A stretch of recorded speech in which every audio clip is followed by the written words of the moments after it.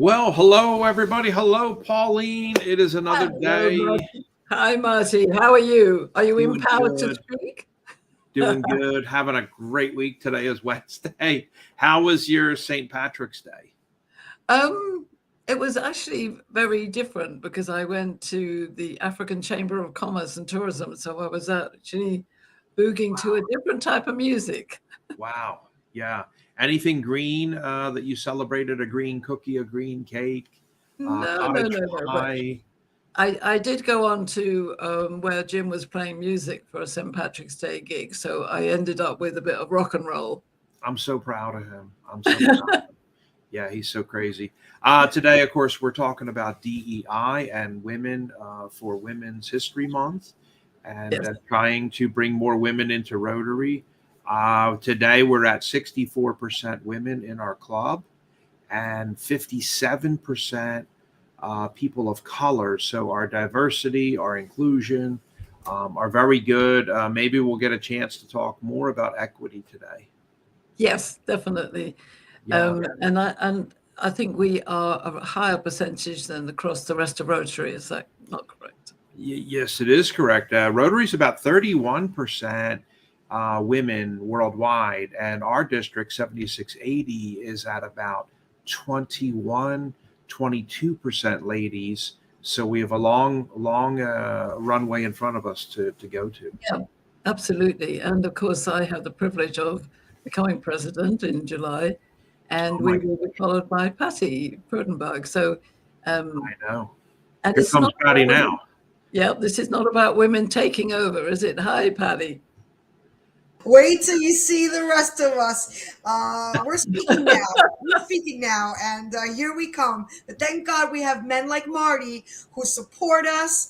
And yeah, back to you. It's a pleasure. Absolutely. And I've got my wife jumping on today, and I've got Anab Ali is coming in. She's not feeling great. I wanted to give her a chance to say hello because she may have to beg off and go to bed. Anab, how are you feeling now?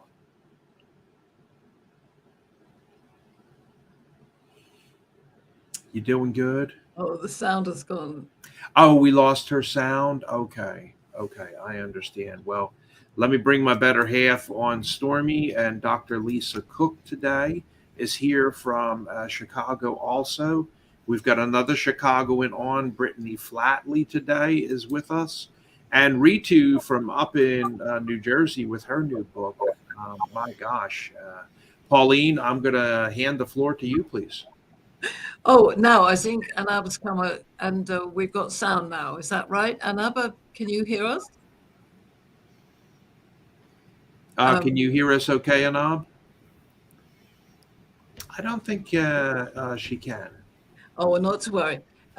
It's fabulous to see all of you wonderful women and from different places across the United States for sure.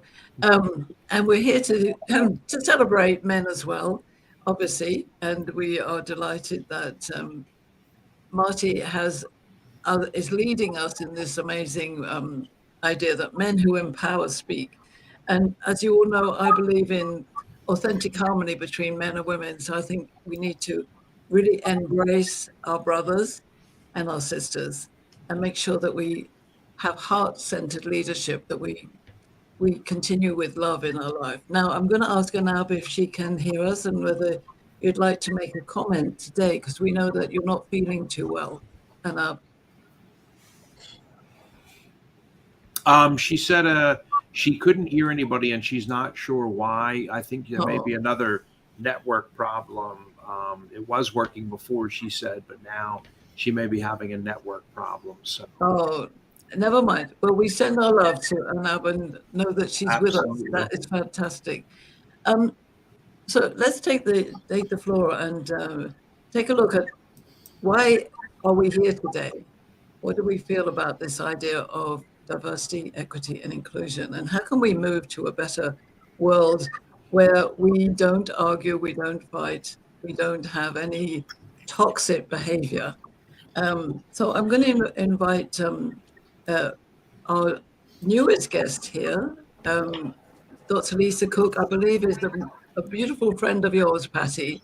So maybe you'd like to introduce us to Lisa and welcome her to our amazing forum here.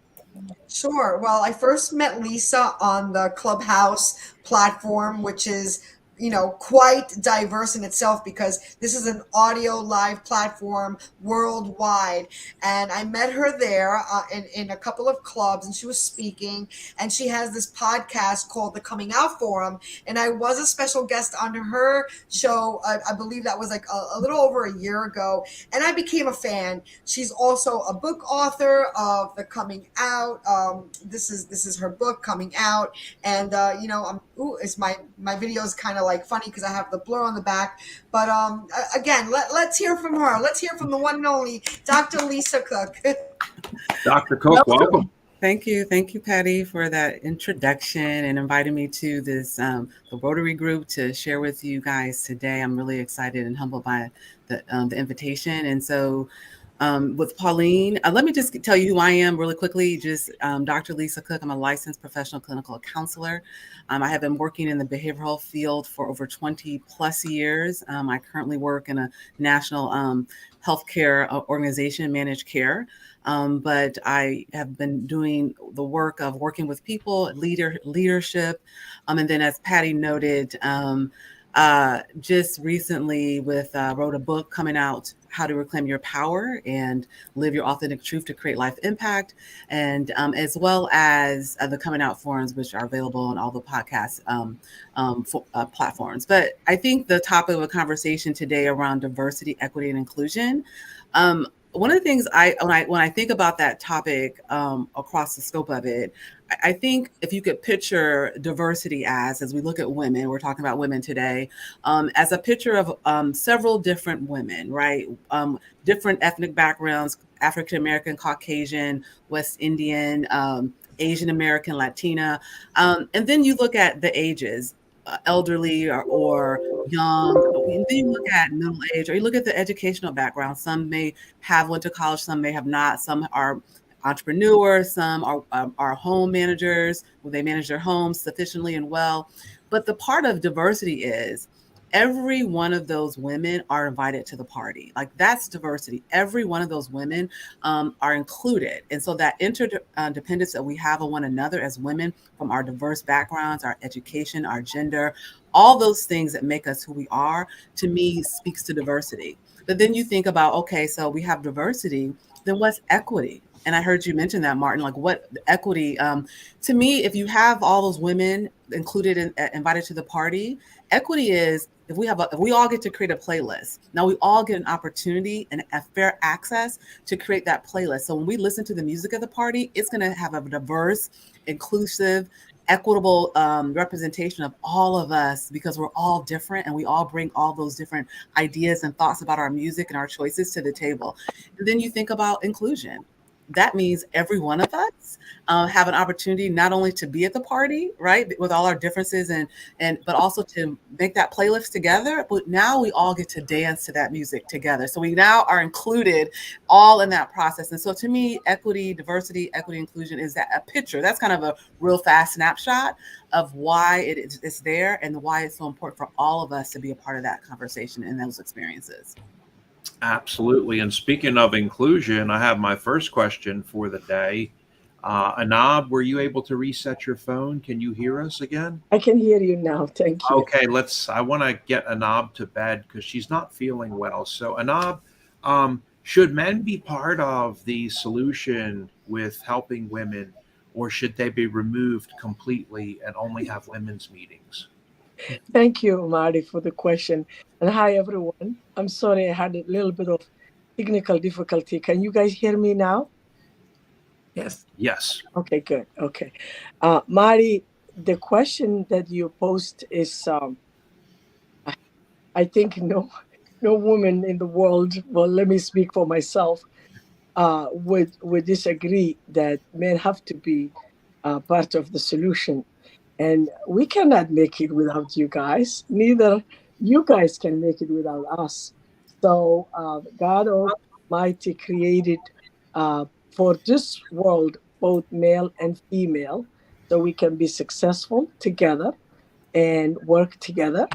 And we are, men wouldn't be here without women, and vice versa. So I would say we need you and you need us, and we are a team in this. I like how she puts that, Pauline. We need you, Yes. and you need us.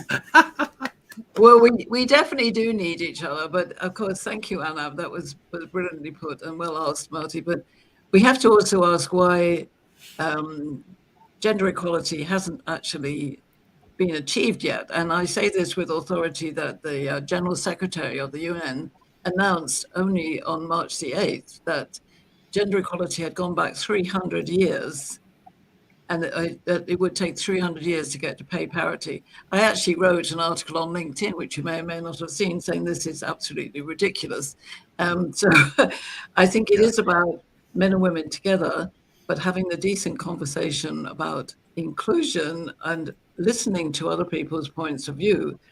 And I'm delighted to welcome another gentleman on the call here now, Tiago, who I haven't met officially, but it's wonderful to see you here.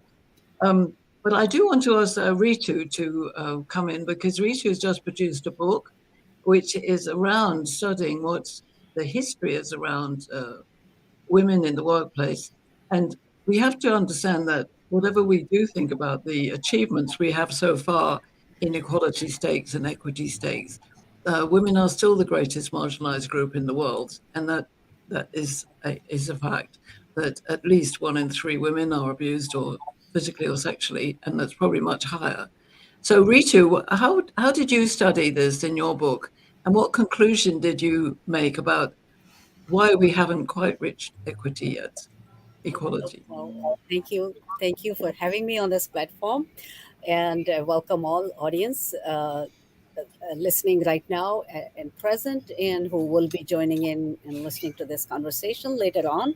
So this is a very important conversation, not just for women, but for every generation of women and every generation of men, including our younger generation. So the question is that about women in workplace and more. So let's step back for just 200 years, not even more than that. Women have contributed to the growth of economies, the GDP, and their societies and communities, from agriculture to aerospace. Still, in the third decade of 21st century, we're talking about equality. We're talking about equal pay and other stuff. So just the common equal rights, even if we just talk about that, we need to address that. We cannot be in a conflict. It requires both men and women to come together. We are part of the family as a giver of life, as mothers.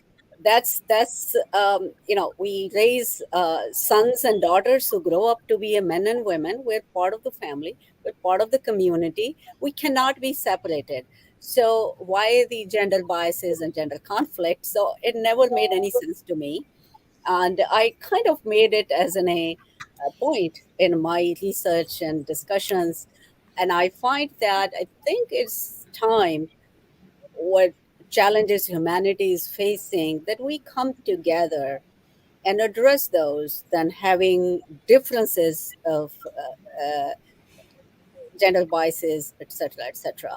So it takes uh, a lot of time to go through the education, gain skills, and women have been contributing to the success of the family, success of the companies, success of the organizations that they work for. Bring in a lot of contribution to that. It's time that we acknowledge that. We shouldn't be fighting for that acknowledgement. So that's one perspective. The other is that I think women themselves have to come out of the mindset uh, of that they are any less. We are human beings as species. We're social animals. We complete each other. So let it be. Let's just live in a harmony and bring those, as Pauline, you say, the heart center leadership, the heart center conversation in every aspect of life. Thank you, Ritu. That's wonderful, and I think we know all the evidence. You know, the evidence is there all the way through. But one of the things that's intriguing to me at the moment is that a lot of women are leaving the corporate world, and I suspect these are women of note who are getting dissatisfied with what's going on, and also they're venturing out into the land of entrepreneurship. So I was going to ask Brittany, because Brittany is a forward thinker in the world of young entrepreneurs. Why do you think women are leaving the corporate world? Is it because they can't have these conversations with men, or should they have more conversations with men? I think it's a freedom perspective. I think women, particularly younger voices, understand their power and freedom innately. And I think they're not lacking the courage to leave the workplace, leave the corporate environments that are steeped in a very patriarchal paradigm, and going off on their own and forging new paths, trying to figure out what's best for them. So listening to the conversation, I do think it's going to be a continual conversation between men and women, right? How do we work together? How do we support one another? But that conversation, I think, is continual. I think women now know that they hold their own power and they don't need to wait for anybody else, right? They can create their own reality. They can create their own future, they can do for themselves. And so I think what we're seeing with, a lot of the the quiet quitting and all of this other stuff going on in the workplace is women are stepping into their power and finding their own, their own inclusion, which I think is really remarkable. Thank you. That's a very, very important place. Yeah. And good for them, right? Isn't that awesome? yes, and I was going to ask Stormy, because Stormy, you've been involved with the HR side of corporate world. What are the real big issues that means that I believe the budget for DEI in America is something like $3 billion? Why are we spending so much money and not finding the harmony that we need? Yes, I think it's very hard to change people's minds, to be honest with you. And it is a hard conversation to have. And, many smaller corporations may still see men as the breadwinner. I happen to work in an industry where it was very female predominant for the different roles, and not having the diversity of a lot of men in the different roles was somewhat where the roles were very distinct, where the maintenance roles were majority 99.9% men, and the manager roles were 98.9% women. So I led in a very female dominated roles for the middle management and upper management. So I have somewhat of a unique perspective, I think, on seeing that. But in general, some of the defects that I would see when women were interviewing for positions were that they would not apply for jobs that they were actually qualified for because of maybe household responsibilities, which the majority of household work still falls on women in general. Not in my household. We're very we're very diverse in our household, and household chores are just household chores. But many women are there's a shout out to Marty. Many women are still majority responsible for household chores.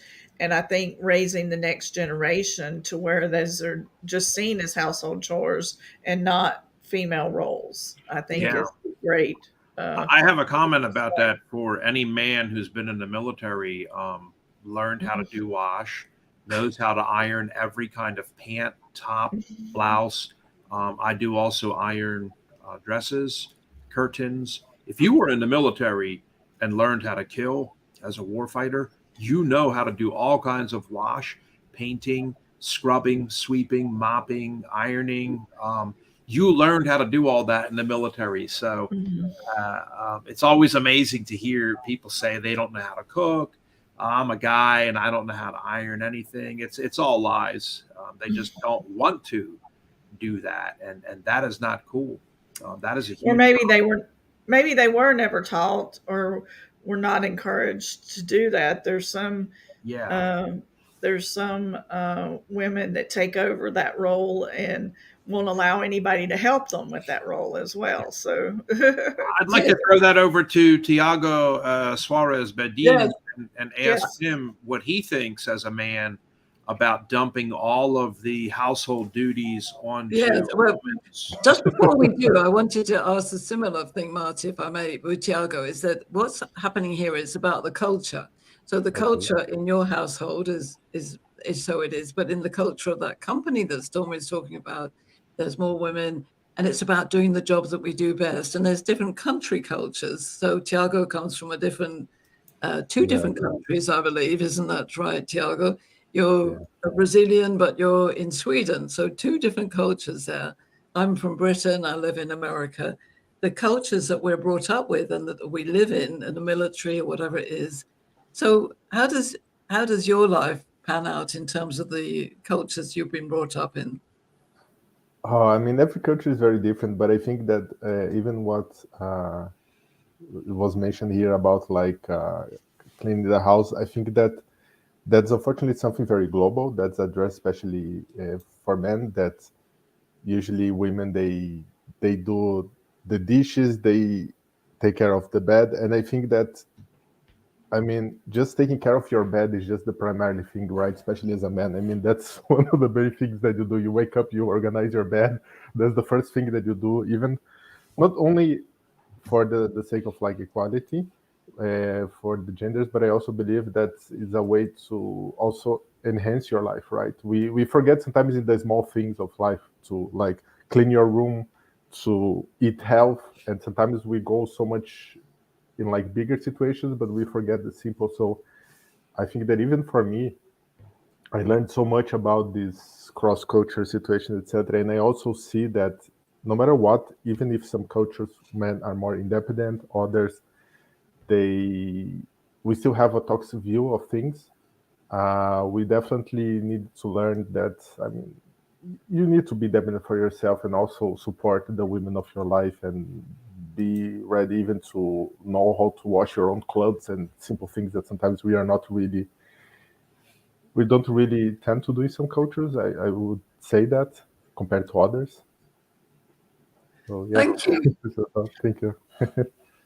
So I think one of the things back to the big group is that we know that there's violence in the world, and whether that violence is in an extreme situation of wars, of rape and abuse, but even the harassment in the corporate environment, I've often asked in my work with in my corporate artwork, I work with how people function in the workplace and how that impacts their world. For a start, one of the things is I think women bring life to work, and men traditionally have gone to work, made the money, come home. I know that's a very traditional view, which is changing now, but there's still a sense of that.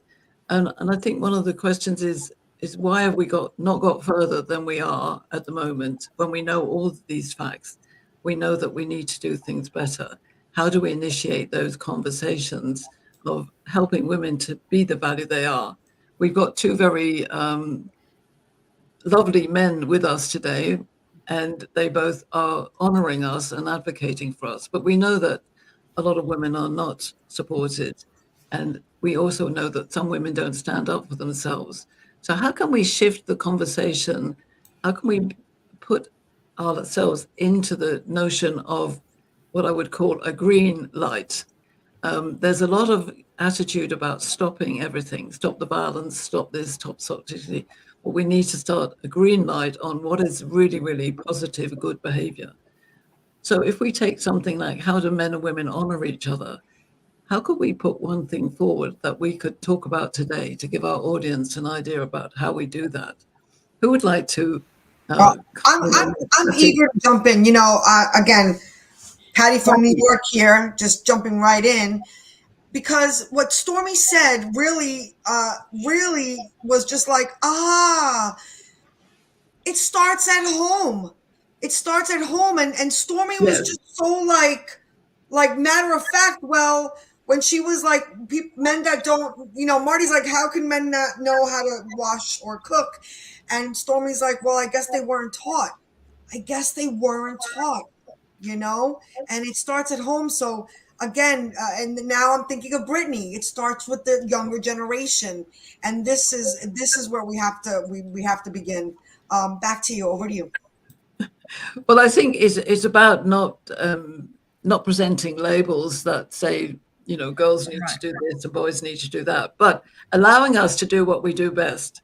So I think that's another part of this equation, is that in my household, my husband does do all the domestic stuff because he's much cleaner than me. So I'm a bit eclectic and domestic. So Pauline, I think that's fine. Like if you're playing to someone's strengths and they are not angry about it and bitter that this is all being dumped on my back and face, and you do nothing to lift one finger to help me, and they've been complaining for years, please help me.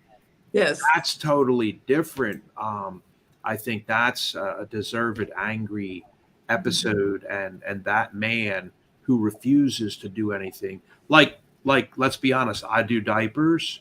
I was Mr. Dad. I was a full-time professional, but Mr. Yes. Dad for years. Stormy was driving 2.5 hours to work and coming home exhausted in the big city, the skyscrapers.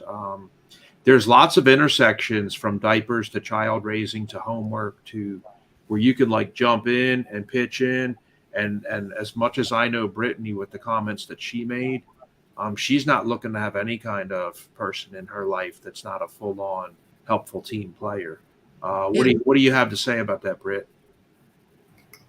Yeah, I mean, I think it's critical, right? Speaking from personal experience for myself, a partner across the board, whether it's, personal relationship, work relationship, family, friend.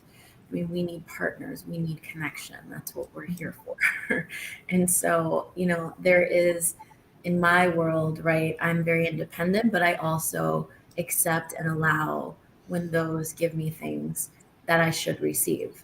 And particularly when you're here, in the workplace or whatever it is you choose to do with your gifts and talents, right? There are other responsibilities that you need to attend to. So having that support system, I think, is critical for your success and the planet, right? I mean, I don't know many people who can do things on their own. And I'm not one of those. So yeah, Marty, I completely agree with that statement. And I think when it all comes down to it, it is about behavior. And I know Dr. Lisa and myself, we very much study behavior. So I'm going to ask you, how can we have more education about behavior, which is not policy driven? Mm-hmm. Yeah. Thank you for that question. I think when you think about a behavioral change, I think it really begins in this context of how do men and women honor each other, whether it's in the workplace, and for diversity, equity, inclusion. I think it really starts with some individuality or intentional accountability, right? And you think most of us, if we're really, really transparent and integral with ourselves, have some biases. So when we talk about men, how they view women, women, how they view men, and how we come together with the work we do, there's some inherent unconscious biases. I think that first and foremost, when we think about the green light or the solution forward, being really true to that, like, what is my bias? Do I have a real understanding or identification of what that is for me? And then how does that play out in my engagement with you, my colleague, with you, and as Brittany meant, my partnerships, how does that play out? And then if you have that awareness, then you can then take some ownership and accountability. How do I then manage that? I think in that vein, how do I create a safe space for conversations? So how do I create the safe spaces to talk about how maybe an interaction has come off, maybe one might find offensive or one might not understand when you communicate. So I think behaviorally, it starts with individual accountability, intentionality, creating safe spaces to have those conversations. And so when I say that, I think about how do we create a compassionate space to have these discussions around how men and women honor each other in the workspace or any other space around diversity, equity, and inclusion. And then, there's a theory that was out there called the inner group theory, where one has to learn how to kind of be in somebody else's experience in space. And I think we need to take more of those opportunities to really, how do I sit in this space? How do I sit in that space so I can fully understand your perspective? And I think that honoring become awareness of understanding, accountability, and then you have to educate yourself, right? If there's something you don't know, you have to take ownership there too, and start digging in, doing that research to educate yourself. So I think behavioral changes are awareness, acknowledgement, acceptance to what that is, and accountability and action forward. So those are some things I would offer to the conversation. Absolutely. And I would really concur with that. So when I run a wisdom circle or magical conversation, it's a space without judgment. Now, it's very challenging because we have innate assumptions and ideas about people. But I think you're absolutely right, Lisa. And Dr. Lisa, and it's very important that we understand that we will hear things that we don't like, and that's somebody else's perspective. I always say to my clients, you know, if you don't like something, then you might say to them, that's an interesting perspective, because you're not saying you agree or you don't agree. And is that a very female thing? I mean, females are great conversationalists. We chatter a lot. I did a series of interviews several years ago with the Me Too movement about men of the future now. I'm just going to bring this back into the arena of post-COVID. But most men said to me, we really don't want to be over-smothered or mothered by women. We just want to be who we are. I don't know whether you would agree with me, Tiago, but that was what most of these men said, that we love working with women, we love being with them, but sometimes we just don't understand them because they're very complex and we're very straightforward. Exactly. Pauline, can you comment about what you're always teaching, authentic masculinity, genuine femininity? Because I think a lot of guys think women want us to start wearing panties and bras at work, change who we are, not be a man anymore. We have to start having little hearts hanging up in our office, and we're not allowed to be a man any longer. Can you talk about that? Well, and what's very interesting is that there is a movement called positive masculinity, which I lead. This movement was actually started by African presidents of 6 nations in Africa, from the Congo, Senegal, Ghana, Rwanda, Togo, South Africa. These are men who are standing up now and saying we need positive masculinity in order to stop the violence against women and girls. So this is a very important juncture. Whether or not we actually know whether we're sure they know what that means on the ground, I don't know. But it is a stand of a positive masculine role model would be something like yourself and Tiago, men who actually stop and listen, who care. They don't need to be feminine. They just need to be good, decent human beings who listen and want to not have violence. There's a basic premise there, is no toxicity means no violence. Harmony means no toxicity, no violence. So if we look at harmony, and I found that men respond to harmony much better than to asking them about equality. What do you think, Tiago? Yeah, I definitely agree. And I also think that, especially with the previous person mentioned, we really needed to address this point of equity and the fact that people really need to speak out. I mean, I think especially another thing that we needed to address nowadays is the new problems that came after the COVID, right? When it comes, especially with internet and this kind of things, and there is a lot of addiction. Even for myself, I have a lot of problems with addiction, the things that because of personal problems, I didn't really recognize. And then after I have that insight that I was doing wrong, even among myself and others, other women that I knew, and also other men that I knew, I realized that, okay, I need really to make a stop. I really need to recognize in some way my own vulnerability as a man and also as a person, in order for me also to change. And sometimes I think that's also one point that we really need to address, that we are all humans. We are all also fated to failure in one way or another, but we also need to have this thing and search for help in a way that we can learn with the things that we failure and improve them in some way. That's the way to do it, in society. And I think that's the first step at all. Like we are humans after all. We have challenge. And yes. Oh, and another thing I'd like to bring up to the group, which I think is really important, because I've often thought about this. How do we bring all men and women together to the table to talk about the most difficult subject, which is violence, when indeed that is perpetrated possibly by the male species, but not necessarily all men, and some women are also violent. So, well, let's be honest, Pauline. 95% of rape is committed by men. Yeah, but what I'm saying is, how do we get to understand that conversation in a no judgment? And I think forgiveness is an important thing. How do you see forgiveness? Because unless we forgive the past, we can't move on to the future. And there is a lot of evidence about that. So I was going to go ask Anam, if you're still with us, what do you think about that, about the power of forgiveness when it comes to understanding men and women? Thank you. Can you guys hear me? Thank you for the question. I actually wanted to bring something very also related to your question, and I was thinking about it as we all are talking, and that is the rate of divorce that is going very very high, and it also has to do with the misunderstanding and the role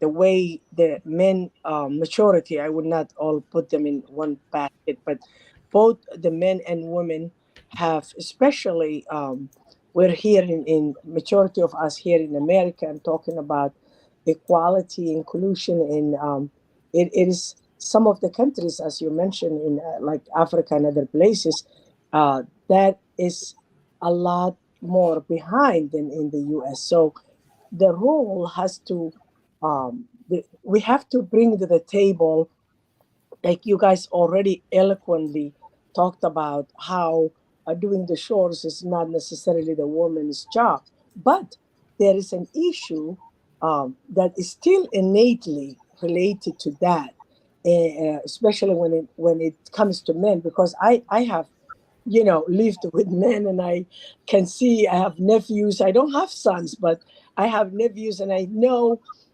that innate way of thinking, and thinking that is one of what I'm trying to do is relating the high rate of divorce, especially even in the US and other places, is a lot to do with what is the expectation of the male and the female.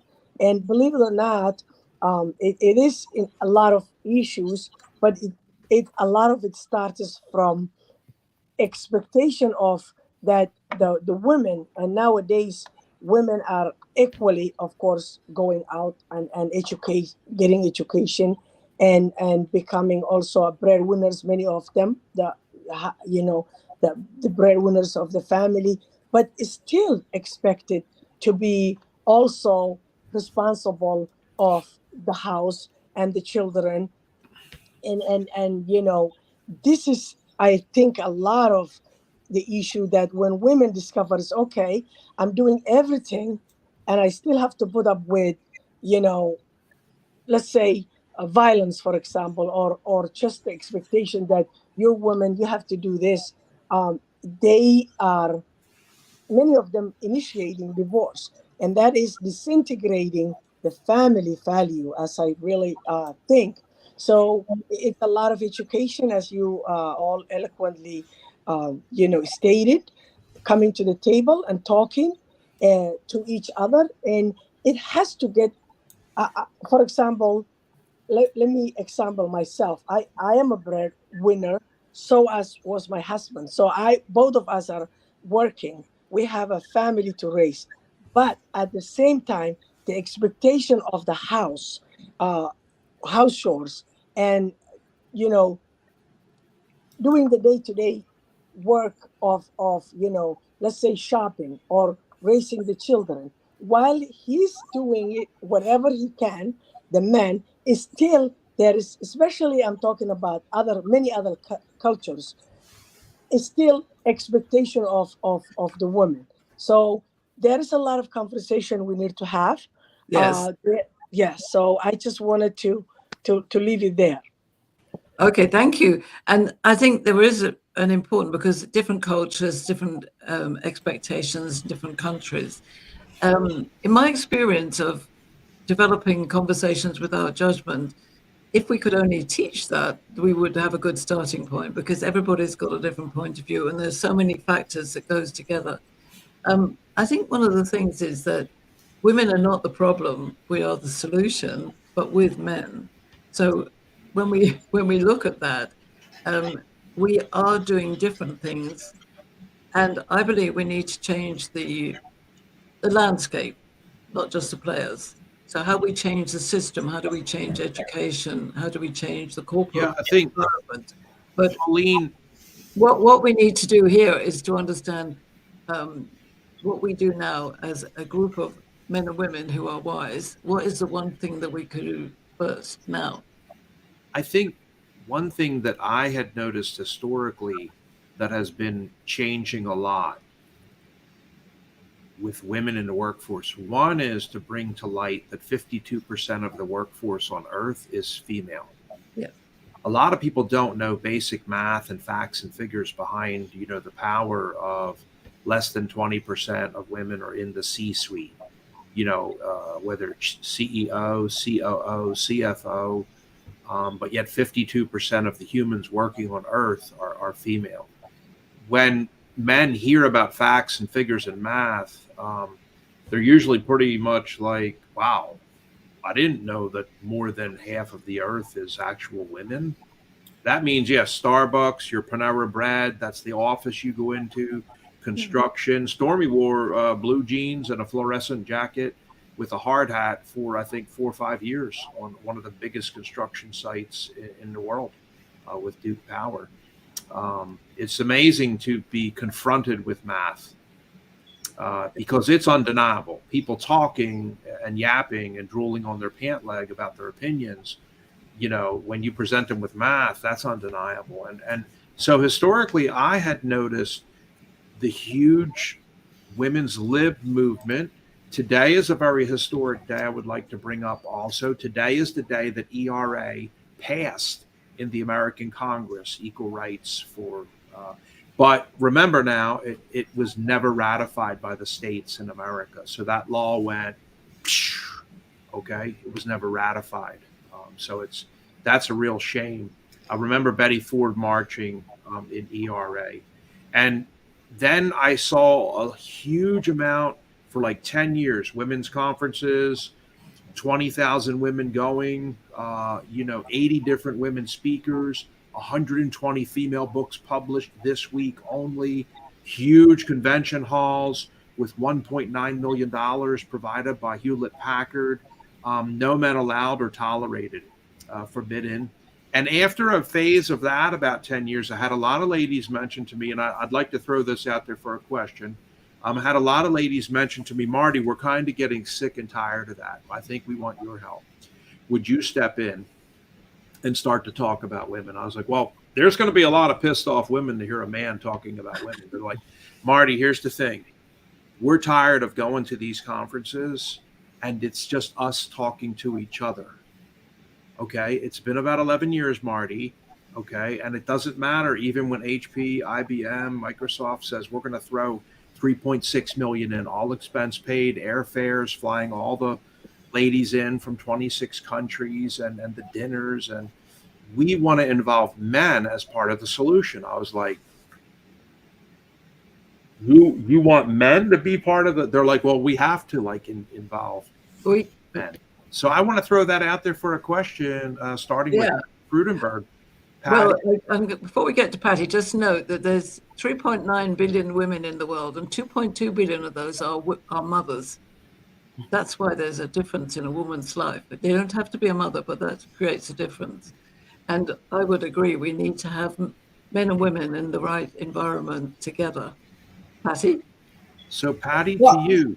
Well, what you brought to mind, Marty, you're right. When you're right, you're right. You can't argue numbers. Math does not lie. I also want to bring up the topic of capacity. Men cannot birth babies, excuse me. Okay, I'm just using that for a very blunt example, but you also, you can't always generalize either. Stormy might have been wearing a hard hat, but I beg to differ that she could carry a header by herself like Michael can. And these are the things that we have to kind of kink out and really know where we play a part according to our human capacity. And sometimes the wires get crossed and there's chaos because they think, oh, I'm a woman, I should be, you have to, and I'm not saying a lot of things come to that, but there is science studies on also capacities of math, sometimes, like the way your brain. So again, these are, it's not always an equal playing field, but it's about determining what capacity, somebody has. It's not always based on gender. And sometimes because of this equality mindset that we all want, sometimes there's chaos in the mix, and I just wanted to bring attention to that. Thank you. Could I add on to that, the response? I think the things we have, as we broaden this conversation, to think culturally. So I think about the question that you asked, Marty, and Patty, your response about capacity. If you think for some cultures, particularly my own, and I don't know the numbers specifically, so I'm generalizing, but I know from experience that you have women who are one-parent families, right? And so you have a woman that's a one-parent family, and then you're asking the question of, do they come together and get the support of a male, and so that's a learned experience, to know how to come to the table with the male figure and ask for that support and help, because you've been working and doing what you do as a one parent household. And so you're looking at, I think, the thought process of, how do I do that? Do I think I need to do that? Do I understand what that looks like? There's a lot of factors in how do we come together and know that we have the interdependence of each other, but where am I coming from? Like, what perspective am I coming to the table with, to really be able to understand how to do this in a well, you mentioned forgiveness, or how do I really be able to listen, the opening ears and opening heart, to really hear this in a way that's going to make meaningful change. So I think we have to consider all these pieces of the puzzle as we talk about this conversation, to bring us together to a solution with men and women around how we broaden the support for women in the workplace, in our lives, etc. So Absolutely. And thank you, Dr. Lisa, because, when I've mentioned harmony to people, like, men always respond very well to that, whereas they don't respond to equality so well. So sometimes it's in the words that we use and the situations. If we could change every boardroom table to a circular table, we would get a lot further, because we wouldn't have that hierarchy of, where do I sit to be near the boss? There's lots of things that we need to change. So where do we start? I think we start by understanding ourselves, and then understand people who are different to us. And to answer your question, Marty, yeah, we definitely need wise men and wise women coming together. So that's positive, focused on love. And something that, Patty, you mentioned in the comment was, where does anger come from? Anger is what is destroying us, whether it's man to man, or woman to man, or woman to woman, because we are arguing or we are getting frustrated. We need to get beyond ourselves. And I come back to the idea of forgiveness. And I wondered if I could ask Ritu, where does forgiveness fit in your studies for looking at culture? As hard it is to forgive anyone, then when someone has experienced either it's a violence or any other experience, generational trauma, uh, in a family or society, the forgiveness topic is difficult to start with, right? It is, but it's important.